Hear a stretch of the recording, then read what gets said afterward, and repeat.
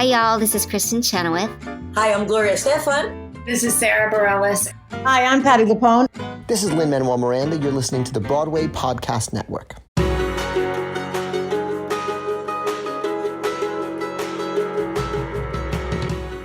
Welcome back to the Theater Podcast, intimate personal conversations with the industry's biggest names. I'm Alan Seals, and today's guest is with Lena Hall. If you're a fan of her on the TVs, you probably know her from Snowpiercer, opposite Daveed Diggs and a slew of other amazing cast members. She's actually joining us in this episode from Canada, where she's on set filming season 3 of Snowpiercer. And she'll talk about that. She'll get into that whole story, which is incredible. But I don't know how many people know this. I asked her about, where she get these singing chops from, right? Like, where did this come from? How do you learn to just rock out like this? And she said it wasn't until she was 26 and she had her tonsils removed. Then she had to relearn how to sing almost completely from scratch because of how bad her tonsils were in the first place, which is why she had them removed eventually. But remember, this is after multiple years of Broadway credits. She made her Broadway debut in 99. So this is when she was 26, had her tonsils removed because they were so bad. And this is years after she's been on Broadway. So she's been on Broadway singing your standard way, learned that way, was having tonsil problems all the time, finally had them out, and then it just opened up this whole new world that we now know of her as just this amazing rock voice. So before we get into the episode, please find me online on Instagram and Twitter at theater_podcast. If you're listening on Apple Podcasts, Spotify, Stitcher, anywhere else, please hit that follow button if you haven't already. Side note, there is a new Broadway Podcast Network app at bpn.fm/app. It brings this podcast along with many, many others all to one place in your pocket. It's amazing. Now, everybody, please enjoy this episode with Lena Hall.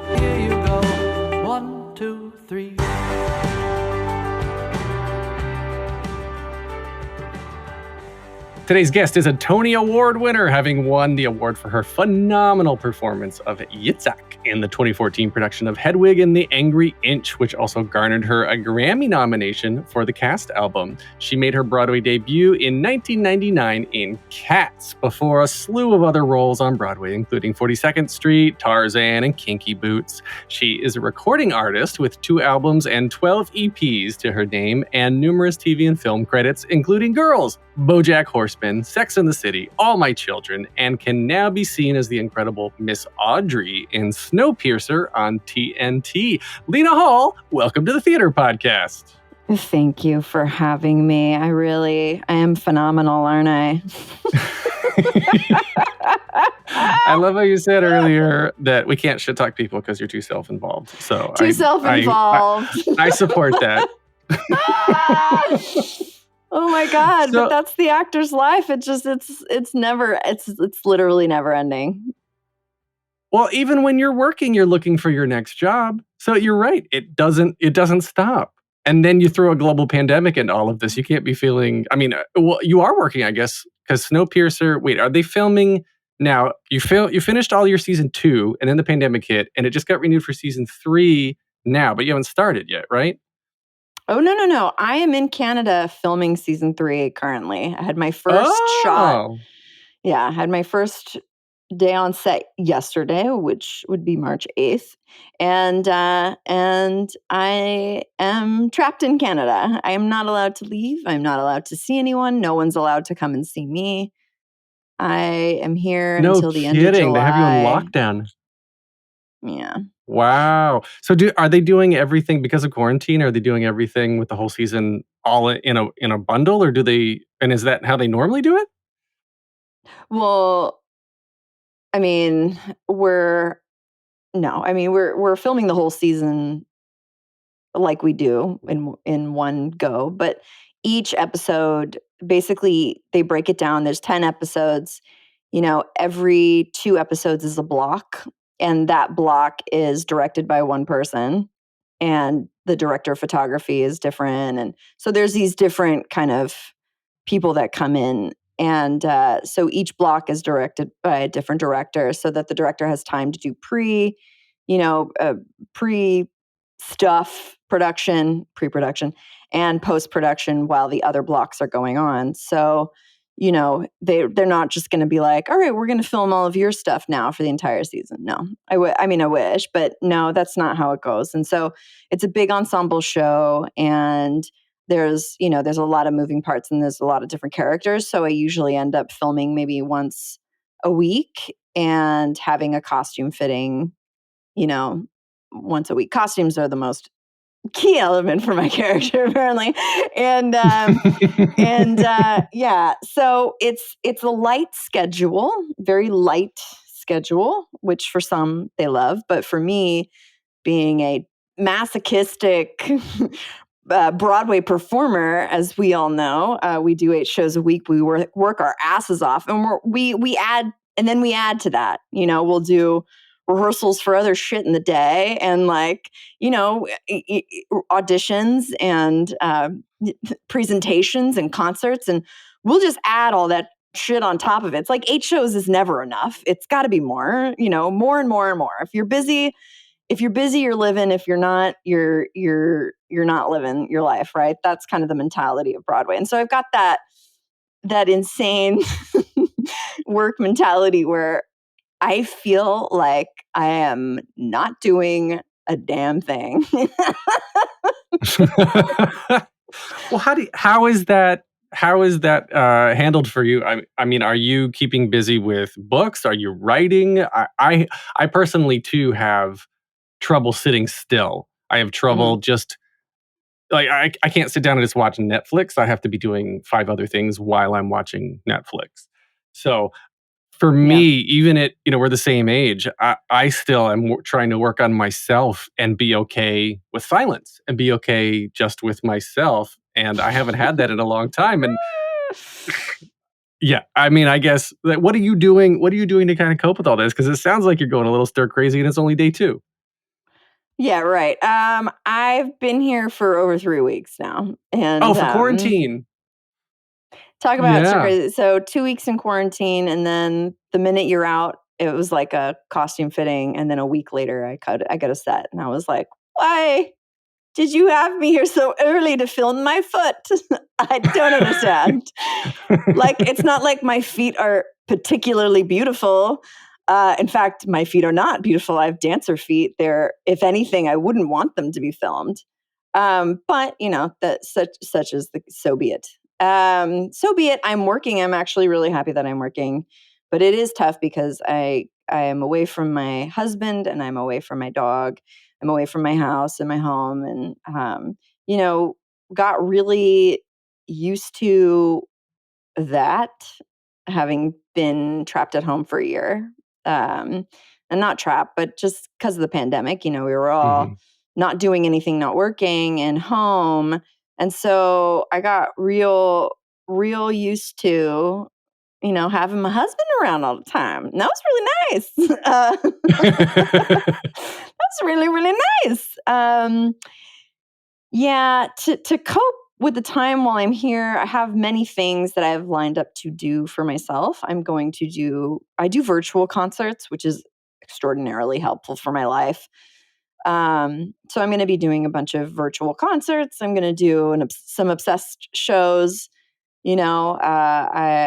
which share, like obsessed share, and like obsessed, I'll do some obsessed show, and I'll kind of let the general audience pick who the next artist will be. And as long as I know and love the artist, of course, I'll do it. And so I do shows like that, which is helpful, but you're still at home. It's not in front of an audience. It's for me, it's very insular. It's a bit lonely, but this is how I've been able to deal with the pandemic and deal with the fact that there are no venues, is by making my home my venue and doing these shows on Zoom and connecting via video and all that kind of stuff. So that has actually been helpful, and there's been some money there to be made, which has helped float me. And I love I love when people have this kind of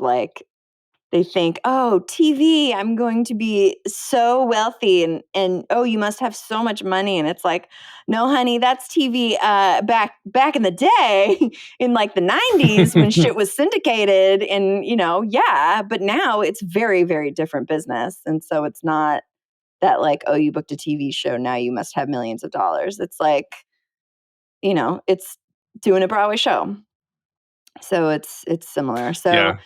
it's only a lot less work. Like it's not as Right. hard as 8 shows a week. I mean, you go and you do your scenes and you're good and you're done, and you're not doing those scenes over again unless, of course, they need to do a reshoot and there was a problem. But that is few and far between. And at the end of the day, then there's more eyes on it, and it's great. It's on TV, and you have proof of your work. Whereas on Broadway, you're lucky if someone does a bootleg of that night that you did a really good job. Like it's very different. But I love the work.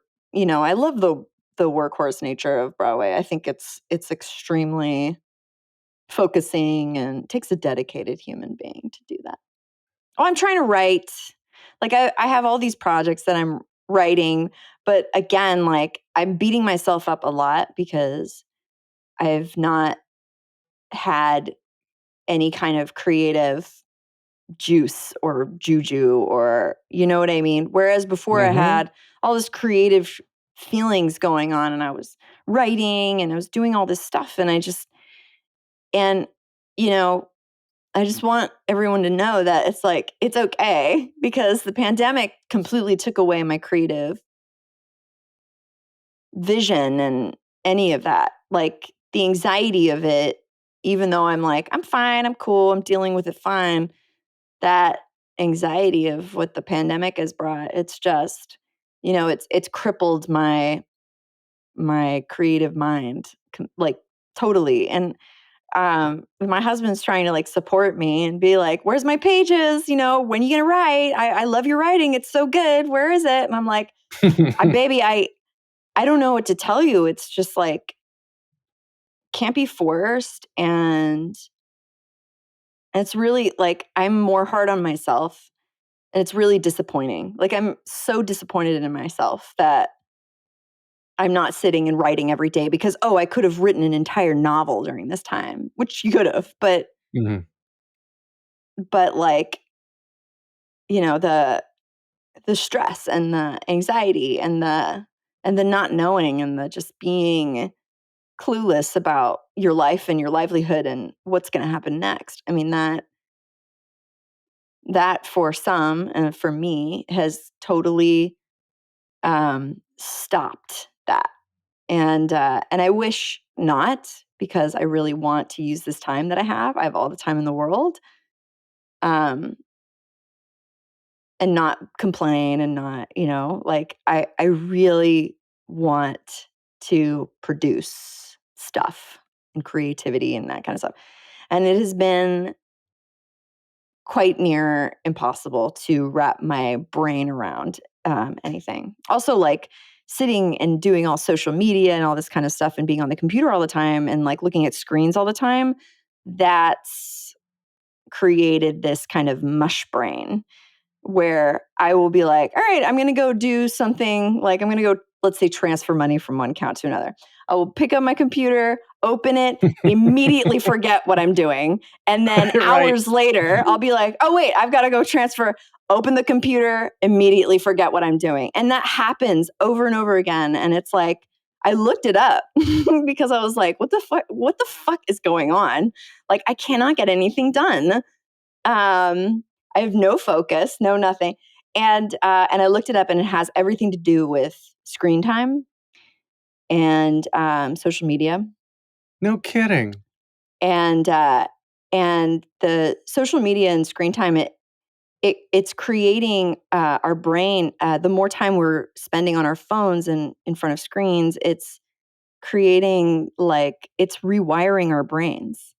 And that brain we were rewiring, like there's like studies that's showing that it's linked to dementia now, and like that it's definitely highly linked to depression.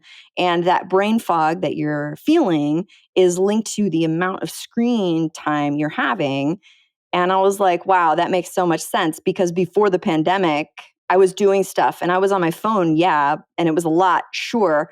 But when the pandemic hit and then everything started happening on our computers, now my brain can't even process anything or remember anything, or just, it's changed how we're living our daily lives as far as on screens. And that has had a massive effect on my mood, my depression. Like, it has caused many, many things. And so I'm trying to actively stay away from the screen, which is nearly highly impossible, because it is like, because, when you look at social media, it's built to be addictive. It's built to keep you on for a long amount of time. It's built to sells yeah, you. yeah. It's built that way. And and just taking a day where I was like, all right, I'm just gonna like write in a journal. Like, what's that like? Like taking that hour to just like sit and write in a journal. It's very helpful. And so, I'm trying to take more time away from the screen. But then the problem with that is I need to write on a screen, and like I'm like, oh shit, like, okay, how do I rectify all of this? Like, it seems like just like a disaster of epic proportions, just like Well, happening in there's front of got to be me. some sort of healthy balance, and I like where Apple was going with the idea of reporting screen time and giving you those daily reports and everything. But if you don't action them, then they're just kind of useless and background noise. But to what you said earlier, and I mentioned this before on the podcast, that I forget now if it's dopamine or serotonin, but every time you get a like or a mention or a notification, or like, I actually turned the vibration off on my Apple Watch because it triggers your fight or flight response in your body. Your nervous system reacts to it every time you get that little buzz. And so, but with the dopamine serotonin, every time you get a like or whatever, that's triggering a release in your brain. So chemically, we are falling in love with social media. We're falling in love with the need for these notifications. So you're Right. right on target that that we're getting addicted to it. And I think there's going to be this uptick of withdrawal, essentially, when we're able to go back to the office or get back on stage. When, in between scenes in backstage, are you just going to get on Facebook again or get on Instagram or, whatever it is, because that's what you have to do to feel good now? Yeah. I mean, there's a lot, because, the dopamine receptors, and when you overfill your dopamine, it starts to back off the amount that it gives you, right? And there's something to, there was this whole article, I mean, I read, I was like, yeah, brain fog, really, really true. And it was like, and depression. I was like, great, depression. No wonder. No wonder I'm agitated and I can't deal with this shit anymore. Like, pandemic fatigue has everything to do with, I think, the amount of time we're spending on screen, on computers. And I think mental health for not only our community, but really the entire world right now, we're in peril. It's a bit perilous, just because this is a silent thing that's happening. It's something that we have to do in order to work now, because a lot of people aren't going back to the office. They're staying on Zoom. And even that, like, I don't know if you get Zoom fatigue or if you get fatigue from being in front of a screen for too, like I do, and I feel it. And everyone is in this, I am not alone. We are all in the same boat. I am not the only person that's going through this. I know this. I'm not the only person who is having the same issues. And I just want my creative boner back. Like, I want my mojo back, and this social media, and it's just stealing it. You know what I mean? And while someone would be like, well, why don't you just stop? It's like, dude, it's so much harder than that. And it's, I liken it to having, gone through, like I've been sober for 5 years, and at the beginning it's so difficult to make that right decision because it's calling you. It's not only habitual, but it's something that mentally you rely on. Mm-hmm. And it's the same thing. Um it's the same thing. So I find If myself you getting don't, trapped. What? I was gonna say, if you don't check your likes, you don't check your notifications, then you don't feel good enough. You like right now, you get your self-worth. One gets their self-worth from this sort of thing, Right. especially if they're by themselves. I have friends who live Mhm. on their own, and now for a year they've been by themselves, no roommates, no physical office to go into, and they're just like, I gotta get out. I gotta, do the socially distanced meals with somebody just to have some sort of release. And that's why, when we're recording now, even though it's an audio only podcast, I'd like to look you in the virtual eye because this is some sort of a oxytocin. Um, Yeah. so like the bonding. So we're, as herd animals, we're supposed to be together. We're going to take a short break. Stay tuned for more of the episode.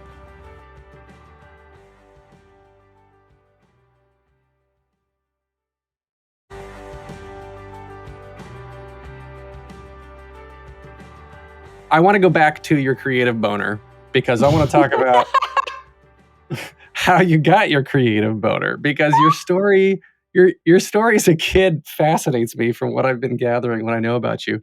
So your mother, let me see if I get it. Yeah, so mother was a prima ballerina, now a yogi Mm. master. Father was a ballet dancer, choreographer, and co-artistic director for the annual San Francisco Ethnic Dance Festival. Obviously, parents are heavy into dance. Yeah. You are now heavy into singing and acting. So, what was your childhood like with these two amazing dance parents? I was supposed to be a prima ballerina. I mean, that's kind of why I was born. They wanted to just make another ballerina. Yeah, I mean, it was like I was born and I took my first steps on stage, and my first paid performance was when I was 3, and like, you know, my dad had his ballet company and my mom was his prima ballerina. So that's that. And I was born to be a ballerina, and it was my path in life for a while. And I had a long dance career, even though I quit ballet when I was 12. Sure, But that I went had over had not very a well. yeah, I had a long dance career already, and my parents, they were not interested in me quitting dance at all. So I had to continue doing it until I left home, essentially. And I mean, I'm grateful for that because it kept that skill going, even though I saw my sister. My sister was in. She performed with this like teen theater group in San Francisco, and I went to go see one of her performances, and I was like, yeah, I'd like to join that instead of doing ballet. um, so that's kind of how I got in, because I always, I always looked up to my sister, everything that she did, because she's older than me, and so she basically piqued my interest in musical theater. Um, but I had been singing since I was really young. My sister was in the girls' choir, and when I was 7 years old, I was 7 years old. My sister, so the Pope John Paul II was coming to San Francisco I've to heard of the guy. To Candlestick Stadium, and my dad choreographed this whole dance to bring the Pope in, like to welcome the Pope in. So ballet. And then my sister was in the girls' choir, and they were singing for the Pope as well. And I was at rehearsal And I was just singing along, and someone heard me. And one of the kids, there was like this little trio of kids that were singing for the Pope, right? And one of them had to drop out. So they were like, well, she was singing. And so they asked me to do it. And so that's how I just randomly, my first singing gig was for the, 70,000 people, at Candlestick Stadium for Pope John Paul II. And the funny thing is that, my parents, they all called it the Pope Show. And it was interesting because he came to San Francisco, but I guess at the time, San Francisco was much more, it wasn't so, I wasn't raised in any religion. So is it Catholicism that this is the Pope? Yes. Okay, great. So there weren't as many Catholics out waiting for the Pope. So they thought it was going to take the Pope forever to get to Candlestick Stadium, but there was not that many people waiting for him. So he kind of got there really fast. And I think my dad's ballet, they were in the middle of the ballet, and then they had to suddenly stop because the Pope was there, and they had to move on to whatever the next part of the program was because he got there so fast. Right. But it's funny to think of because my family, my mom and my dad, they're hippies, very into studying religions and knowing about other religions, but they were the artist's way. And my mom, I was baptized in the Church of Light, you know what I mean? So it's hippie dippy. And here we are singing for the Pope. Just what's up? What's up, man? Welcome. What's up, man? Welcome to San Francisco. But the house I grew up in, my family lineage on my dad's side, it goes 7 generations back. Everybody was performers and magicians or artists of some form. And, so it was kind of in my blood to be on this path, even though I wanted to do something else. I didn't see dance as something that was for me as far as something I wanted to do with my life. But I did see being a lawyer or a doctor or an accountant as something that was interesting. And those are all financially stable careers. Correct. Yeah. And I was kind of interested in that, but my parents, they were not supporting that in the way that one would need, because to go to law school or to go be a doctor, I mean, that takes a dedication and it takes money and it takes a major academic dedication that my parents were not pushing me towards. They were pushing me into the arts, 1,000%. I mean, the biggest kind of, I guess the biggest clue of that was when I was accepted into this little pre-med summer school thing, because I was good in chemistry, and my teacher was like, you should go to this. I've submitted you and you've been accepted to this pre-med thing, whatever. I was like, cool. I want to go and do that. Check it out. And my parents were just like, no, you'll do musical theater instead for free, instead of us paying, it was $400 at the time to go to this summer school to see if I was interested in the medical profession. And that's really telltale of how I'm here. So I guess I always had the talent for what I do because I grew up on stage, dancing. Dancing is a form of acting. Singing, another form of act. It's it all comes together. It's all expression, whether it's with your body, with your voice, or with your face, with a camera that's super close. It's all fairly it's all expression and creativity and expression that way. I think that someone can have the talent, but if they don't have the parents pushing and helping to push them into that, whatever that may be, then they don't have a very good leg up. I had the leg up with my parents. I didn't even know what I wanted to do with my life. This wasn't something that was even on my radar. Broadway was not on my radar. Well, when did that come into play? Because your voice is, I was telling a friend of mine the other day, I was like, oh yeah, I'm going to talk with Lena Hall. And they were like, oh yeah, their voice is just insane because it's like pretty classical train, and then just like just it's this rock voice that just comes out of nowhere that, if I may say, is not typical of a female voice either. So you've got this incredible rock voice that only people like you and Tony Vincent and Mick Jagger could do, right? Or not Mick Jagger, Bon Jovi. These great singers of rock and whatnot. And then the fact that it is, I don't know, it's just, you're such an unusual combination of characteristics that have produced this like perfect storm of singing ability. And I don't know how one trains for the type of singing that you can do.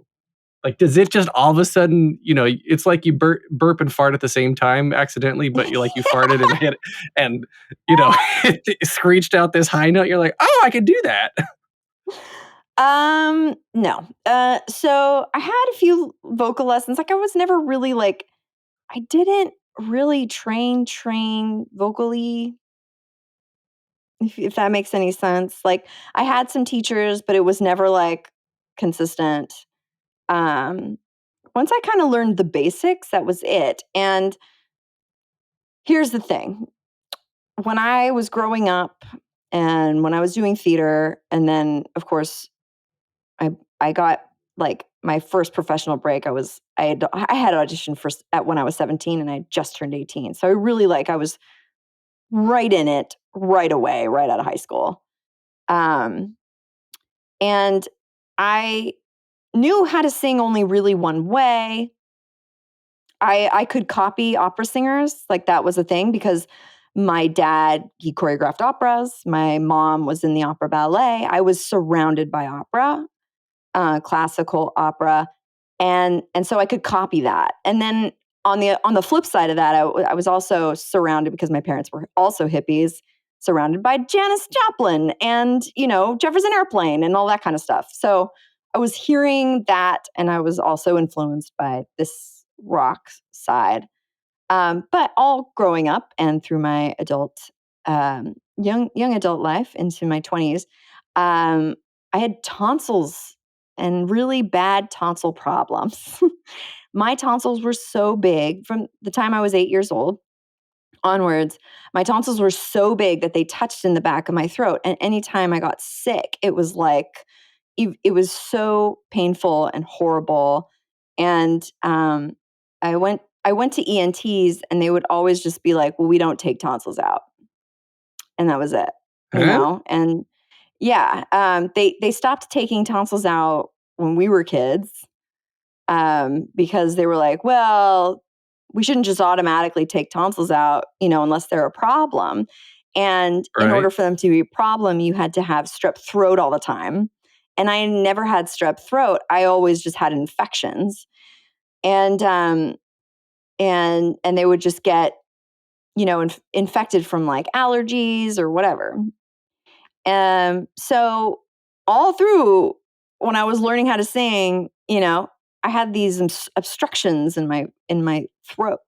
And the only time anyone ever took it seriously was when, and thank God I did this, I was in Tarzan, we were in rehearsals, and we were rehearsing while they were building the sets. We were kind of in this big, huge warehouse space, and they were building sets while we were jumping around and doing our thing. And the sawdust or whatever was in the air caused some major, problems. And this balloon-filled, blood-filled abscess appeared hanging off of one of my tonsils. And I was like, that doesn't look right. So I went over and I was having problems singing, and And it had everything to do with the fact that it was swollen and infected. Like there were problems. And I went up to Schuler Hensley and I said, Schuler, does this look weird to you? And he fucking looked in my throat and he freaked out. He was like, oh my God. And he went to Tom Schumacher. He went to Tom Schumacher, our producer, and was like, you've got to look at this. So they looked in my throat and they were like, oh my God. So they literally called a vocal specialist instead of just an ENT, which is what I had been going to. I didn't know. They called a vocal specialist and they called Gwen Corvin. And she saw me right away. Like literally that day, they were like, you're going. You're not here. You're going. You're going. And so I went. And she looked in my throat. She was like, you're a singer? I was like, yeah. She's like, how? How are you a singer? I was like, well, I mean, I don't know. This is what I know. And so she said, well, we're getting them out. So I had to wait a couple months because they wanted me to wait till after the Tony Awards for me to get my tonsils removed, right? So I waited. I got them removed in July when I was 26 years old. And this is my fourth Broadway show. Tarzan was my fourth Broadway show. So I'd been working and singing and with tonsils. And after I got them removed, I had to relearn how to sing because I did not have this tension and obstruction anymore. And it created an entire part of my vocal range that I never knew, I never had access to before. So, wow. So at 26, now I have a chance to restart, essentially. And I have my old habits. But there's a part of me that it like clicked something in my mind where I was like, oh, wait, I have got this weird like feeling buzz in my nose now. And like, what is all of this? This is like, it's weird. It's different. It's softer. It's, it's like, it's pure. It's like untrained. And I also then joined a rock band as well at the same time as I was recovering because I thought it would be a good idea. And because you can't sit still. Yeah, it gave me the opportunity to it was like, okay, well, I have to relearn. So when you have to relearn something, it seems daunting, but it's like a brand new start. And I could explore parts of my voice that I had never explored before. And it was almost like it was like, here, you're allowed to, you're now allowed to sound like shit. I was telling someone this the other day, like the only reason I can do all these different things with my voice is because I was allowed to sound like shit, and that's okay because I was relearning how to sing. And no one wants to sound like shit when they're singing, right? And that stops you from exploring all of these amazing parts of your voice that you can use, but you have to be okay with starting and sounding like caca and like being okay with that and being okay if you crack and being okay if it's weak and being okay if even in performance, being okay if there's something bad that happens. I think what stops us as singers, as performers, is relying on what we always knew and learned and the one way to do something when there's many, many, many different ways you can approach your voice and all these different areas. But what stops us from doing that is this like thing we're programmed like, oh, I have to sound pretty. I have to sound good. I have to sound, I've got to be perfectly on key. Like it's that stress of perfection that of the desire to be perfect and the desire. It's that desire, and it stops us in our tracks from just going for it, being fearless and finding new parts of our voice that sound like shit at first.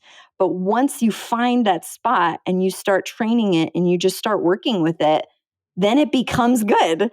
So it's just like the way when you first started singing, it wasn't strong at first, but then you're singing in that way over and over again, and then becomes strong.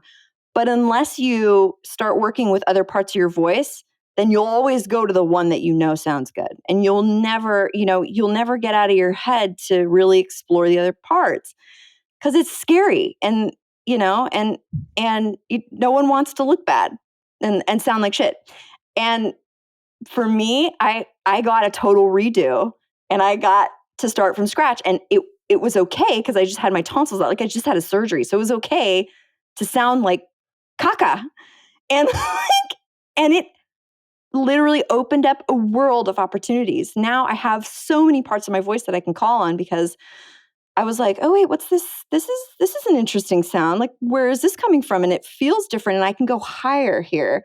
Like, and I can belt way high when I'm up in this area. And it's like totally weird. And, it doesn't sound good right now, but like, what is that? Like I became so curious with all of these different parts of my voice that it worked to my advantage. And now I've got versatility essentially. I'm fascinated by all of that. And now you're making me want to go have my tonsils removed because I still have mine.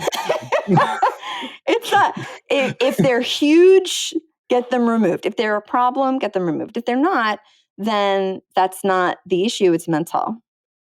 It's that mental blockage of going to the same spot, and like it's like when you get off, just try exploring weird parts of your voice. Do you ever make weird sounds? Do you ever laugh weird? Do you ever like cackle or all the time? Right. But that's not what we hear on soundtracks. And I actually kind of want to I can relate this back to modern social media. Right? We're seeing the perfect versions of people's lives when we're listening to soundtracks and watching performances of people who have already gone through the decades sometimes of training or the surgeries to remove swollen tonsils that have opened up new pathways for them, literally air pathways. We're trying to immediately at a young age be that perfect self, be that perfect version of what we're supposed to sound like. And we can't. There's no way because until you just put that in perspective of like being okay with sounding like shit. You're right. The first thing I want to do is like, I want to sing a high C and it's going to be the best thing ever, but I've never done it before. Here goes nothing. Oh, it didn't work. Yeah, I'm not going to try that again. And then the next time I do it. And then it's mental. And then it becomes mental. Yeah. And then it becomes this mental block where you're like, well, I couldn't do it, so I can't do it. And it's like, no, that's not true. That's not true. You can. It's a matter of figuring out how and being okay with sounding like shit. That should be, you know what? I should write a book. It should be called Being Okay with Sounding Like Shit. And like, should be like the vocal book called Being Okay with Sounding Like Shit. My journey.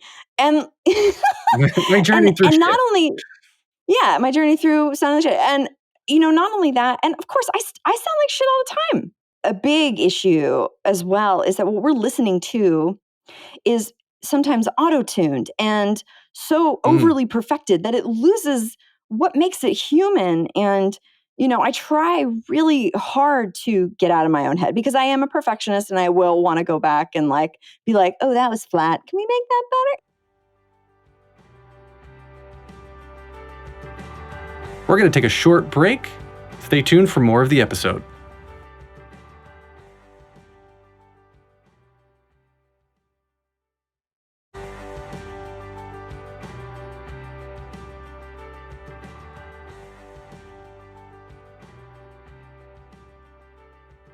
But the whole point of the Obsessed series that I did was to give you raw vocals, had very little production on them, meaning it had like reverb to make it sound, not dry in a room. And to give you full performances from front to back where you can hear the cracking, you can hear the detuned, like you can hear the flatness sometimes. You can hear the strain. You can hear me finagling around the song in order to make it happen. And the reason why Obsessed was so great for that was because we only had, we filmed and recorded all 54 songs in 8 days. Wow. It gave us 1 hour per song. 1 hour per song. I sang it 3 or 4 times and we had to move on. And that was it. Outfit change, move on. Outfit change, move on. That whole series helped me to get out of my own head. Say, is it overall a good performance? Yes. Moving on. Done. And you put it on You know- YouTube, which is one of the worst places for trolls and hateful comments. And everything, I mean, of course. right? And everything I looked at, I mean, I am obsessed with You're Obsessed. I'm glad you brought it up a couple times. It's just phenomenal, and like you're covering Muse and Radiohead and these stereotypical male rock songs, and you slay them. And do you change the key at all, or is it the original key? I didn't compare it enough. Depends. It just depends on the song. A lot of Muse songs are pretty much really close to female key, but some of them need to be raised just because the low end was a little too low. But like Radiohead, another one that's really close to being good for a female key, maybe raised a tad. But like honestly, I enjoy doing. There's not a lot of female performers on there because I enjoy taking this male dominated. It is a male dominated genre that is nearly impossible for a woman to get a foothold in. I'm talking about rock and roll. And it's hard for women to get respect. And I like taking those songs. I like not changing the pronouns, not changing anything about them, and just doing them my own way and infusing them with something a little different that a woman brings to the picture. And it kind of can change a song totally in what it means. And I think that's interesting. And it's an interesting way to explore artists as well. I do love a ton of female artists, but again, like when I hear a woman and they're kicking ass, I don't feel I need to put my own spin on it because to me it's perfect. I think Pink is perfect, but I had so many people being like, do Pink, do Pink, do Pink. And I was like, fine, I'll do Pink.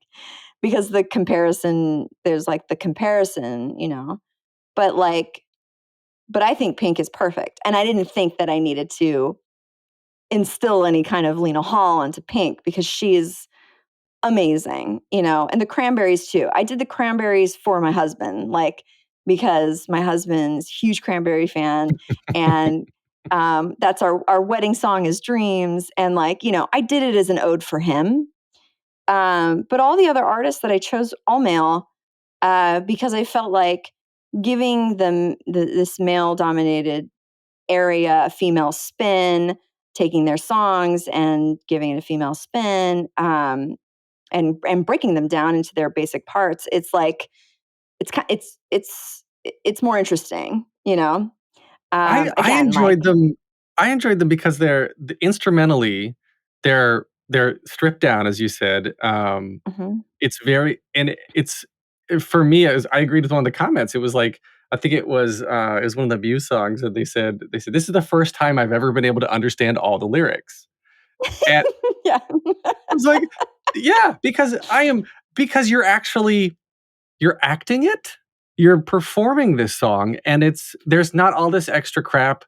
I'm not saying that the original versions aren't bad, right? But like it's right now. It's presented in a way, however you Lena Hallify it, it's presented in a way that actually sucks. Like I found myself, I was just being sucked into watching you discover the words seemingly for the first time. And I think that's kind of like combining the Broadway, making it fresh 8 times a week, right? So you're taking the onstage talent skill and putting it with these classic rock songs, and it just works. Like, you're going to do more of these, you said, in quarantine. I want to do more. I'm doing shows, so live shows. But I want to do like Obsessed season 2. You know what I mean?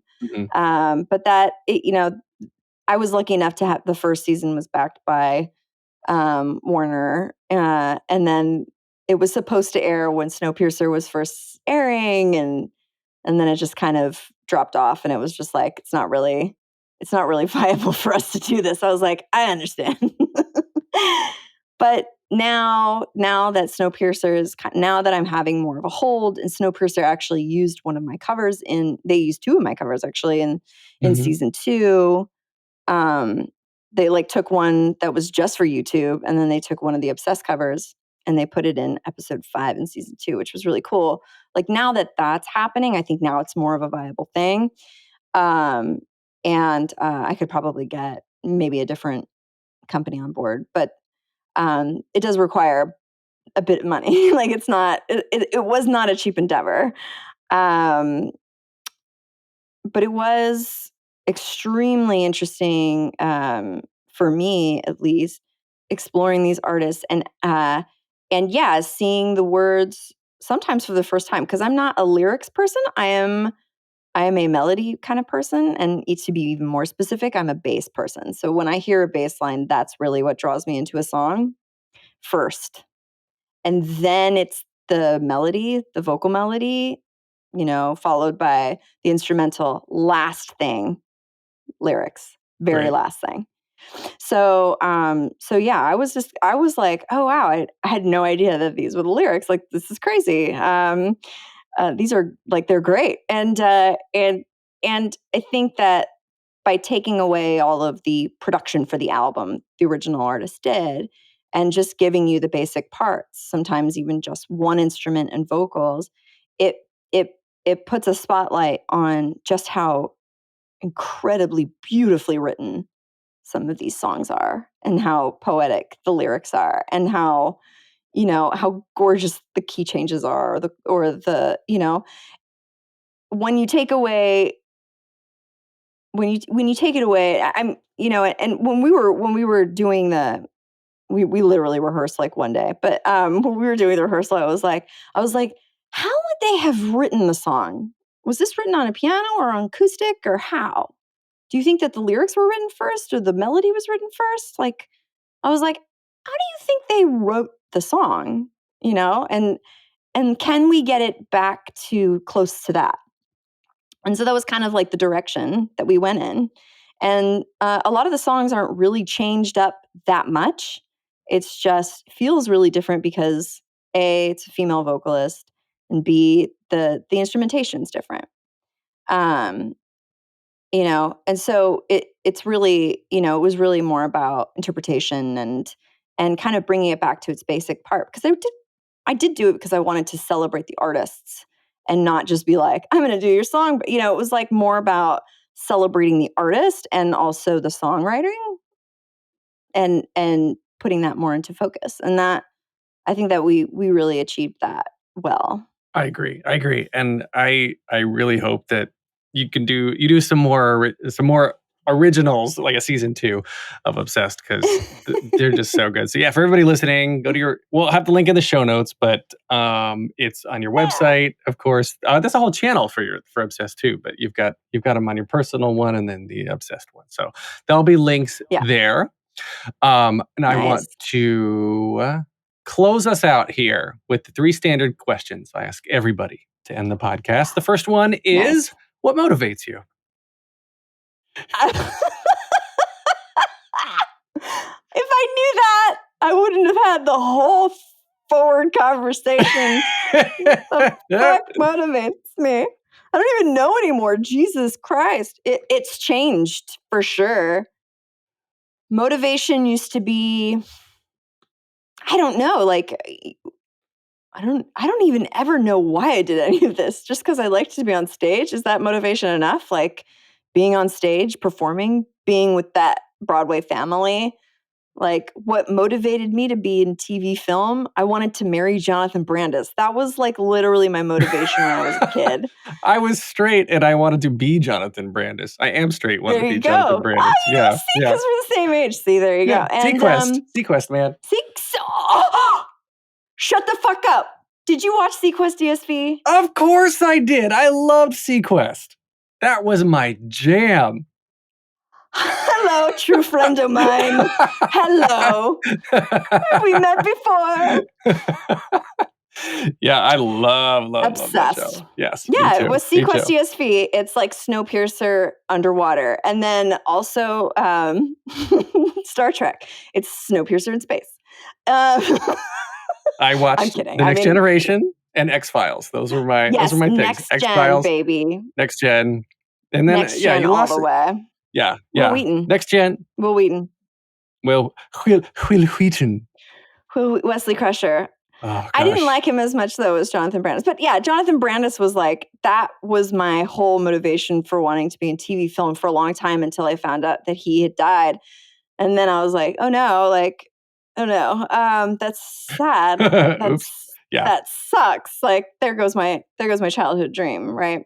But Right. now what motivates me is to kind of like, I think telling stories really interesting and I like telling story, but I like telling the story of the anti-hero. I like telling the story of the person who's does not have their shit together.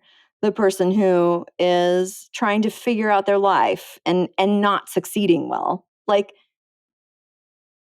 I like telling those kind of stories because to me it reflects my own life, how I feel about it, where, on the outside I do look like I have it all.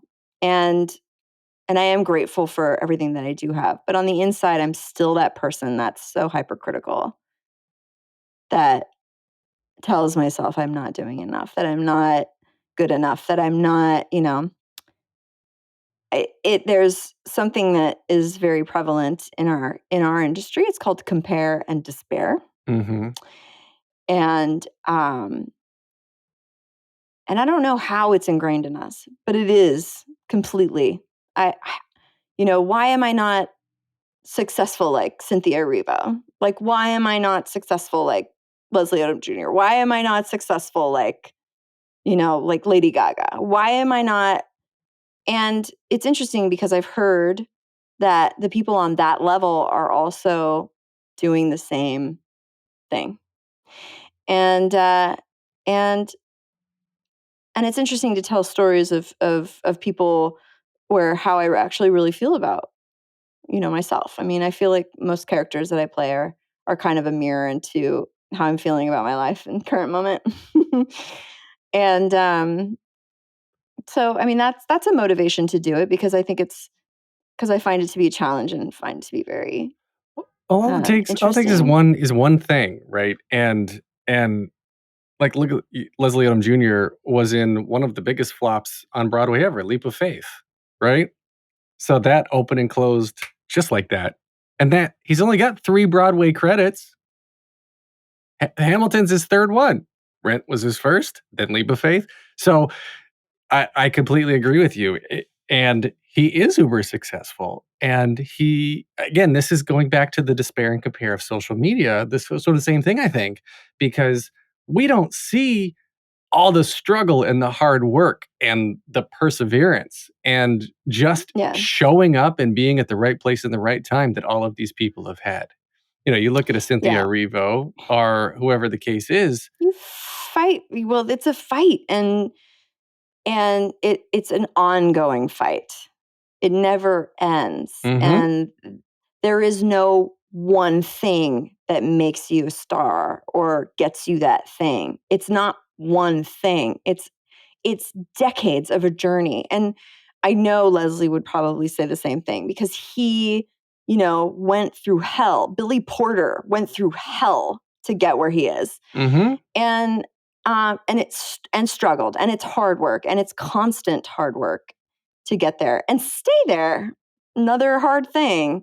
So, I have to constantly remind myself to look back at my journey and be like, wow, I can't believe I'm here.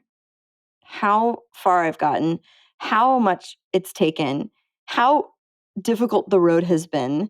And I cannot take this for granted. And I cannot beat myself up over the fact that I don't have a Grammy or an Oscar or an Emmy, like Like, You've got a why Tony. would I be missing? I have, yeah, well, yeah. But again, it's like for all of us. And I know maybe there's some people rolling their eyes right now, and that's fine. Because I would totally roll my eyes if I heard Charlize Theron complaining about, do you know what I mean? Like, I'd be like, bitch, I want what you have. Give it to me. I'll appreciate it more. But seriously, like in our situation, there's always a higher rung on the ladder, and gotta stop. It's okay to have goals, and really it's okay to have lofty goals. I always say have the biggest goals you can possibly have, because if you miss that, you'll at least, it's like shoot for the stars, you'll hit the moon. Mm-hmm. Please, everyone, have the most lofty goals you can think of. But while you have those goals, you got to stop and look back and see how far you've come, because you've come fucking far. That's probably the answer to question number 2, which is, what advice would you give to your younger self and younger people listening now starting out down a similar path? Don't pluck your eyebrows.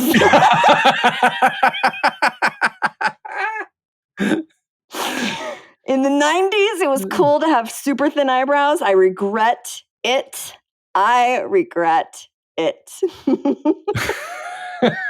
Okay, last question then. This is the hardest one. If you could only see one show for the rest of your life, but you can see it as many times as you want, what would you see? Oh my God, that's the worst question for me, because I'm not a repeat person. This is your hell.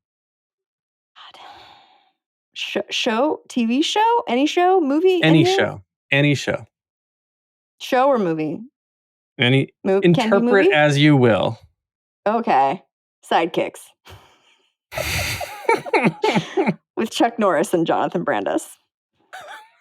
I can watch that literally. That is the only thing I could possibly watch over and over again. I need to go back and watch Sequest. Well, I'm going to finish Snowpiercer, and then I'm going to go watch Sequest. Okay, good. Yes. So where can we find you on social media? Lena Rocker Hall. You can also on Twitter, same. Facebook, never on. And I'm really rarely on Twitter. Really, I'm on Instagram mostly. I'm also on Clubhouse, Lena Rocker Hall. I do Saturday mornings. And then and literally talk about whatever. It's not anything that's supposed to be structured. It's supposed to be, you come, and if you have a question, you can ask, and that will just turn into talking about tons of stuff with someone. So those are fun. I'm going to follow you. I'm on the Clubhouses too. Oh, nice. And great. Awesome. I'll follow you back. And then I'm on Patreon, and I'm doing a podcast on Patreon. No offense. I might use you eventually down the line for podcasting. You got it. But I've got a podcast on Patreon, but I'm also doing, like, which is really actually kind of fun. I'm doing song requests on Patreon. So really, if you want me to sing a specific song, I'll do it for a price, of course, because it takes time. But I've been doing song requests, and that's actually a really fun way for me to be introduced to new music. I don't know all the music that's out there. Shock. I actually have a very narrow musical catalog, and by doing song requests for people, I have discovered new music and new artists, and I've really, really enjoyed that.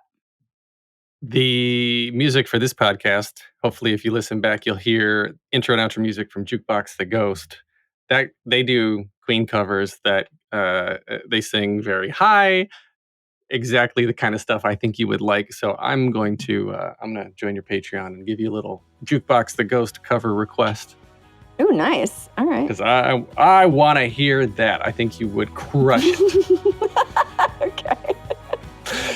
Cool. Well, thank you. Thank you so much. You can get more of me at thetheaterpodcast.com. I'm on Instagram and Twitter at theater_podcast. Please leave a rating and a review wherever you're listening now. This has been edited by Matthew Hendershot. Of course, music by Jukebox the Ghost and Lena Hall. Thank you very much. I have really enjoyed this.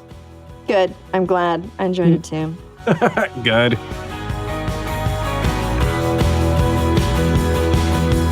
Take a deep breath, make the world a little colorful.